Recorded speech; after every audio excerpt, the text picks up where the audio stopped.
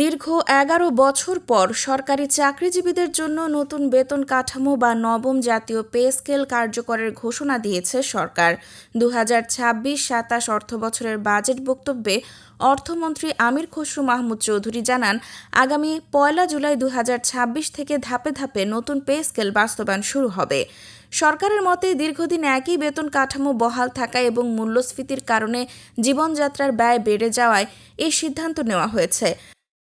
নতুন কাঠামোয় প্রায় সব গ্রেডেই মূল বেতন দ্বিগুণ থেকে ২.৫ গুণ পর্যন্ত বাড়ানোর সুপারিশ করা হয়েছে।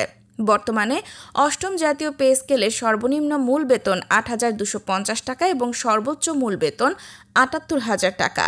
নবম পে স্কেলের প্রস্তাবে সর্বনিম্ন মূল বেতন ২০,০০০ টাকা এবং সর্বোচ্চ মূল বেতন ১,৬০,০০০ টাকা নির্ধারণ করা হয়েছে। একই সঙ্গে সর্বোচ্চ ও সর্বনিম্ন বেতনের ব্যবধান প্রায় ১:৮ আনার প্রস্তাব রয়েছে, যেখানে বর্তমানে তা প্রায় ১:৯। নতুন প্রস্তাব অনুযায়ী গ্রেড ১-এর মূল বেতন ১,৬০,০০০ টাকা, গ্রেড ২-এর ১,৩২,০০০ টাকা, গ্রেড ৩-এর ১,১৩,০০০ টাকা এবং গ্রেড ৪-এর ১,০০,০০০ টাকা করা হয়েছে। নিচের গ্রেডগুলোতেও একইভাবে উল্লেখযোগ্যভাবে বৃদ্ধি রাখা হয়েছে।